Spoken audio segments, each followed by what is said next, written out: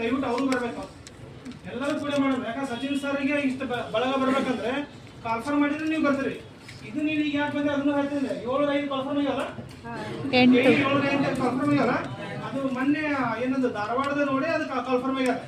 ಆ 7-8 post call for ಮಾಡ್ರೆ ಅದನ್ನ ಕ್ಯಾಟಗರಿ ವೈಸ್ ನಾವು ಹೊಡೆದು ಬಿಟ್ರೆ 6 ಪೋಸ್ಟ್ ಬರ್ತಾವ.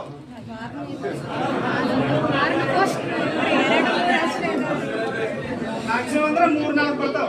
ಈ 3-4 ಬಂದ ಕ್ಯಾಟಗರಿ ಅವರು ಏನ್ ಹಾಕಿದ್ರು ಬಿಟ್ಟಾಬಿಟ್ರಿ. ಈಗ ಅದ ಅದಕ್ಕೆ ದಯವಿಟ್ಟು ಜಾಸ್ತಿ ಜನ ಕೂಡಿ ನೋಡ್ರಿ. ಇವ್ರೆ ಇದರಿಂದ ನಮ್ಗೆ ಏನು ಇದಲ್ಲ. ನಾವು ಯಾರು ರೊಕ್ಕನು ಇವೇನು ರೊಕ್ಕ ಕೇಳಿ ಹೇಳ್ರಿ, ಗ್ರೂಪ್ ಇದೆ ಅಕ್ಸಾ ಅಂತ ಹೇಳಿಂದ ಇದಕ್ಕೆ 100 ರೂಪಾಯಿ ಹಾಕಿದ್ರೆ 50 ರೂಪಾಯಿ ಹಾಕಿದ್ರೆ ಏನಂದಿಲ್ಲ ಅವರು. ದಯವಿಟ್ಟು ಬೆಂಗಳೂರಿಂದ ಇಲ್ಲಿ ಬಂದಾರ. ಇದು ಅವ್ರಿಗೋಸ್ಕರ ಅಂತಲ್ಲ, ನಮಗೋಸ್ಕರ ಇರ್ತದೆ. ಆಮೇಲೆ ವಿತ್ ನಮ್ಮ ಟೀಚರ್ಸ್ಗೋಸ್ಕರ.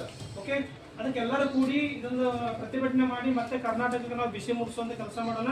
ಸೊ ಮುಂದುವರೆದಲ್ಲ ಮತ್ತೆ ಸರ್ ಮಾಡ್ತಾರೆ. ಓಕೆ ಓಕೆ, ನಾನು ಒಂದೆರಡು ಮಾತು ಮಾತಾಡ್ತೀನಿ.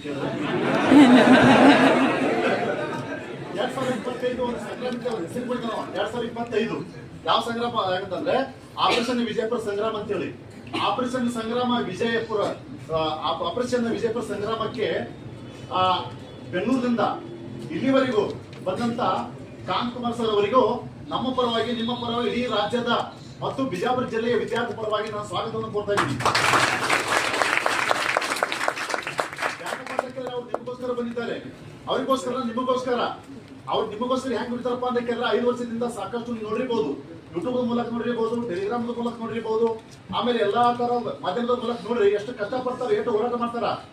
ಇವತ್ತು ಅರ್ಥ ಮಾಡ್ಕೊಳ್ಳಿ, ನಾವು ಇಲ್ಲೇ ಕೂತೋತೇವು, ಇಲ್ಲೇ ನಾವು ಮಜಾ ಮಾಡ್ತೇವೆ. ಅಲ್ಲಿಂದ ಬಂದು ಎಲ್ಲೋ ಮಕ್ಕೊಂದು ಎಲ್ಲೋ ಊಟ ಮಾಡಿ ಅಂತ ಊಟ ಮಾಡಿ ನಿಮಗೋಸ್ಕರ ಹೋರಾಟ ಮಾಡ್ತಾರಂದ್ರೆ ನೀವು ಏನ್ ಮಾಡ್ಬೇಕಪ್ಪ ಅಂದ್ರೆ ಅವ್ರ ಜೊತೆ ಕೈ ಉಳಿಸ್ಬೇಕು, ಬೆಂಬಲ ಕೊಡ್ಬೇಕು. ಬೆಂಬಲ ಕೊಡ್ಬೇಕಾದ್ರೆ ಎಲ್ಲರೂ ಒಗ್ಗಟ್ಟಾದ್ರೆ ಮಾತ್ರನ್ನ ಏನಾದ್ರು ಈ ಒಂದು ಯಾವ್ದೋ ಆಪರೇಷನ್ ವಿಜಯಪುರ ಸಂಗ್ರಾಮ ಯಶಸ್ಸೋದಕ್ಕೆ ಸಾಧ್ಯ ಇದೆ. ಇದರ ಮೂಲಕ ಏನಪ್ಪಾ ಅಂದ್ರೆ ಸರ್ ನಿಮ್ಗೆ ಹೇಳ್ತಾರೆ, ಎಲ್ಲ ಮಾಹಿತಿ ಕೊಡ್ತಾರ.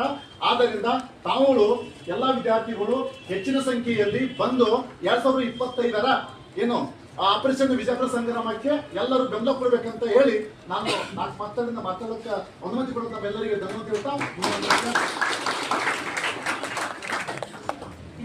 ಇಲ್ಲಿಂದ ನೀವು ಅಂಬೇಡ್ಕರ್ ಸ್ಟೇಡಿಯಂನಲ್ಲಿ ಫಿಸಿಕಲ್ ಟೆಸ್ಟ್ ಹೋಗ್ತಿರಲ್ಲ, ಡೈಲಿ ಟ್ರೈನಿಂಗ್, ಅದು 500 ರೂಪಾಯಿ ಫೀಸ್ ಇರಲ್ಲ ಹೌದಲ್ರಿ? 15,000 ಮೊನ್ನೆ ಅಲ್ಲಿ ಸ್ಟೇಡಿಯಂ ಕರ್ಕೊಂಡು ಹೋಗಿ ಅದನ್ನು ಮಾತಾಡ್ಸಿದ್ರೆ ಅದು 0 ಮಾಡೋದು ಅನ್ಸತ್ತೆ. ಈಗ ಅದು ಮಾಡ್ಲೇಬೇಕು. ಇನ್ನೊಂದು ಕೇಳ್ರಿ, ನೀವು ಕಾಲ್ಫಾರ್ಮ್ ನಮ್ಮ ಮನೆ ತಗೋಳೋದು ಯಾವಾಗ ಮಾಡ್ತಾರೆ ನಮಗೂ ಗೊತ್ತ ಅನ್ಸತ್ತೆ. ಈಗ ಆದ್ರೆ ಒಂದ್ ತಲೆಯಾಗಿರ್ಲಿ, ನಾಳೆ 12 ತಾರೀಕು ಏನು ಕೂಡ್ತೀವಲ್ರಿ, ಎದ್ದು ಹೇಳುವಾಗ